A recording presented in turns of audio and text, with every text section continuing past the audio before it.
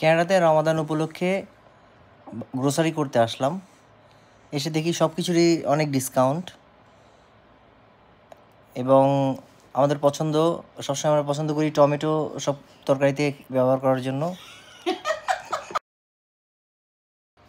আচ্ছা, বেসিক্যালি আমি রাজীবকে আজকে ভয়েস ওভার করতে দিলাম, তো ওর ভয়েস ওভারের কাহিনী দেখে আমরা হাসতে হাসতে শেষ। তো মেইনলি যেটা হচ্ছে, আমরা আজকে ফ্রেশকোতে ফুড বেসিকে এখানে প্লাস আরও যা যা শপিং সেন্টার আছে, গ্রোসারি স্টোর আছে, সেগুলো তো আমরা ঘুরে ঘুরে দেখছিলাম। বিকজ হচ্ছে রামাদান উপলক্ষে সবসময় অনেক সুন্দর সুন্দর ডিল পাওয়া যায়।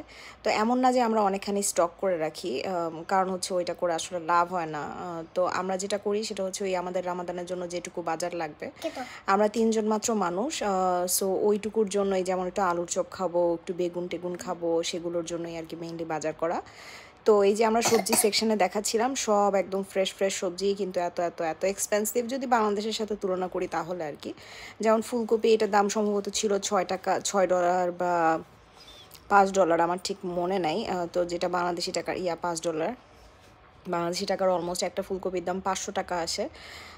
তারপরে এই যে বাঁধাকপি এরকম 300 টাকা। এই যে শাক দেখেন বক্সে করে বিক্রি করে, বক্সের শাকের দাম হচ্ছে, এক এক বক্স শাকের দাম হচ্ছে 500 টাকা করে বাংলাদেশি টাকার। ডিম নিলাম 30 পিসের ডিম, আমরা সবসময় এটাই কিনি, কারণ এটা না হলে দেখা যায় যে বারবার আসলে বাজারে যাওয়াটাও পসিবল হয় না, কারণ বাজার আমাদের বাসা থেকে বেশ দূরে। তো এই আর কি পুরা মাসের বাজার আমরা আজকেই করার প্ল্যান করছি। এবং এই যে দেখেন সব জায়গায় যে রেড কালার স্টিকার দেখতে পারতেছেন, প্রত্যেকটা জিনিসে ওরা ডিসকাউন্ট দিছে।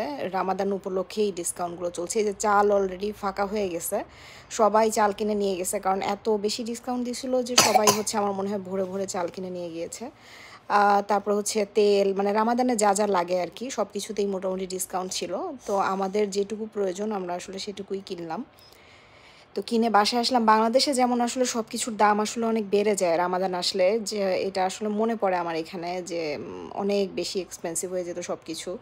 বাট এখানে আসলে আরও মনে হয় যে মানে রামাদানে আমরা আসলে সব ধরনের ফুডই একটুখানি ট্রাই করতে পারি, ইভেন অনেক এক্সপেন্সিভ ফুডগুলোও মনে হয় যে এখন কিনে ট্রাই করতে পারি। তো এই ছিল আজকের ভিডিও। যারা যারা দেখলেন তাদের সবাইকে অনেক ধন্যবাদ। আমাদের জন্য দোয়া করবেন। Thank you.